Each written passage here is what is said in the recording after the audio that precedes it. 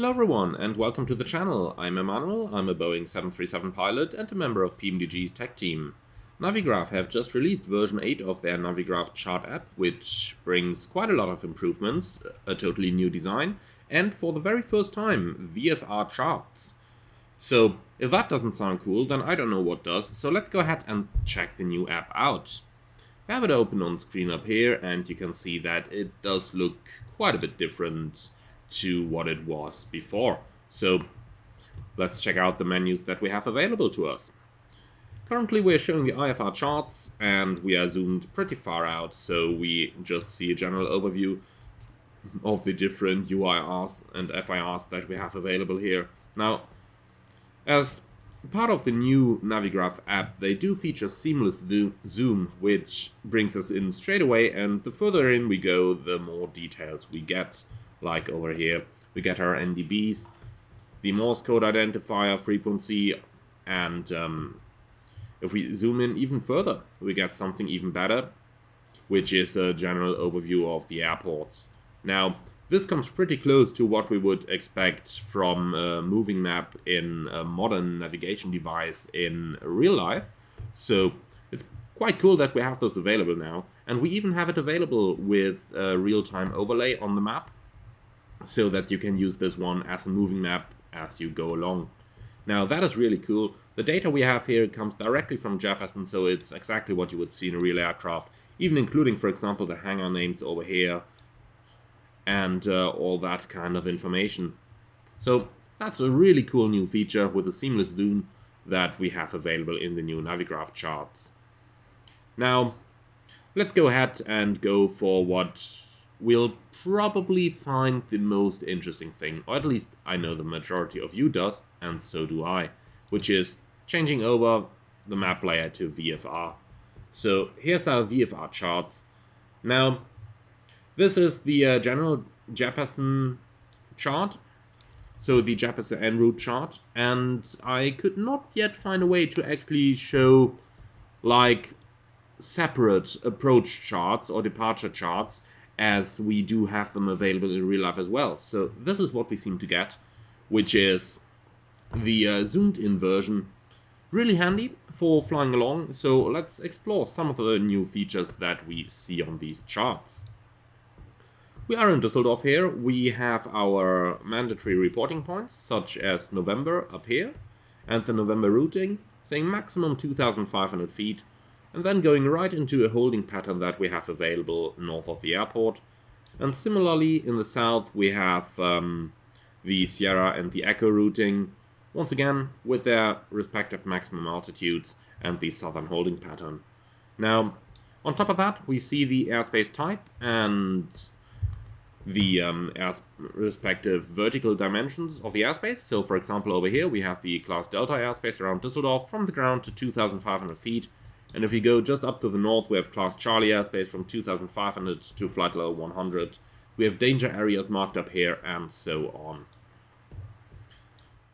Also available is the same information for VFR airfields. So up here we have Essen-Mülheim, we have the traffic pattern drawn in, pattern altitude 1,400 feet.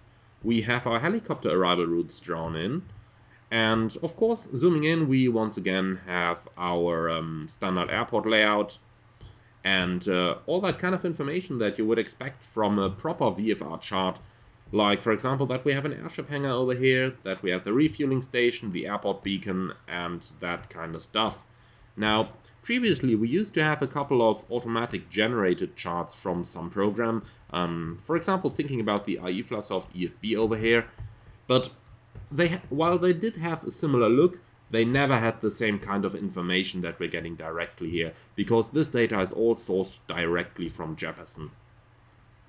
We also have our glider pattern up here and the runways for our gliders. Alright, so that is the overall VFR charts that we have available. Just looking to the left here because it just comes into view.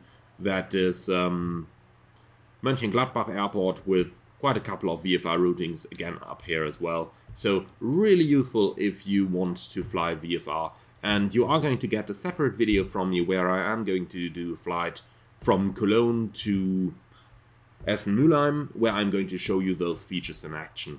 But that will be for a separate video. Now, just to mention it, because it is nice to know, is that we have a lot of filters available here as well.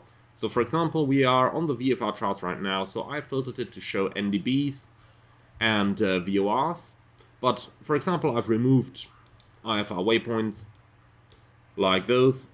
We really have not a lot of use for them under VFR conditions, and of course we don't need airways either. Now, going down a little bit further, we do have all that VFR navigation stuff in here, like the mandatory reporting points. And what is really good to know here as well is that we have our minimum off-route altitudes. So let's just about find one of them on the charts. Up here we can see those green numbers saying, for example, 2,200 feet. And all of this is user selectable, so if we just deselect those, up here, another example, 3,700, we can get rid of that and show everything as we want it to be. Now, that is rather useful for VFR flying, and that is all available in the new charts. Now, the charts that we see are sourced directly from Jeppesen, and I do have to add at this point that if you like Jeppesen or not really comes down to some personal preference. So, in my opinion, they could feature a little bit more data. So, for example, if we zoom in really close, we can see all the wind turbines that we have here. But I personally find this one a little bit basic, let's call it like that. So, in another video, I have already shown you what the charts that are provided directly from the German air navigation services provider, Deutsche Flugsicherung, are provided look like. And it would be rather nice if we had a couple more of those things available to us. However, nonetheless, this is what we got. This is really useful for VFR navigation. I just did my first trial with it, and I do have to say that I'm looking forward to some further flights I'm going to do with it, but overall it does look really promising, and I'm really looking forward to use those. Let's quickly go over a little bit of the rest that is new. So let's look at IFR flights now. This is the menu, and this is my past flight. So you can see, for example, I've designed my flight from Cologne to Essen-Mülheim up here, and we can easily load those up again. But let's have a look at some of the IFR flights. So let's take a flight from Cologne to Geneva that I have previously uplinked directly from SimBrief. Let's also change this one to the IFR charts now.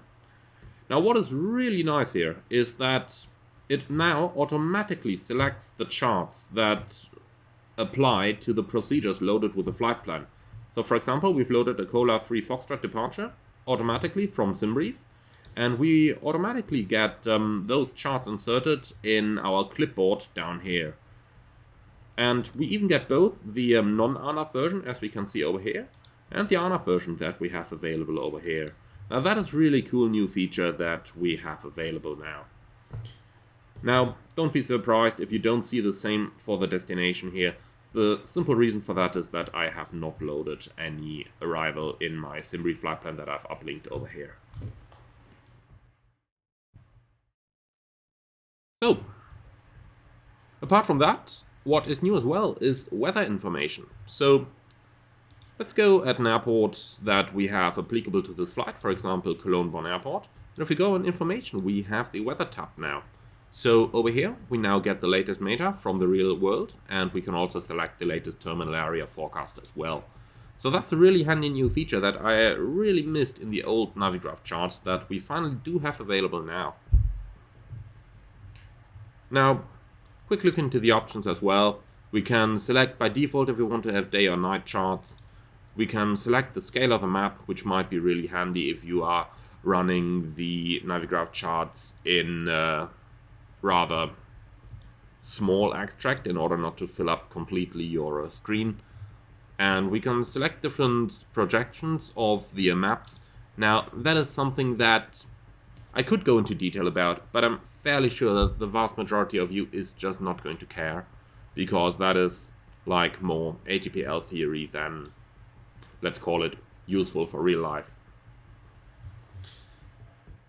But that basically concludes our look at the Navigraph charts.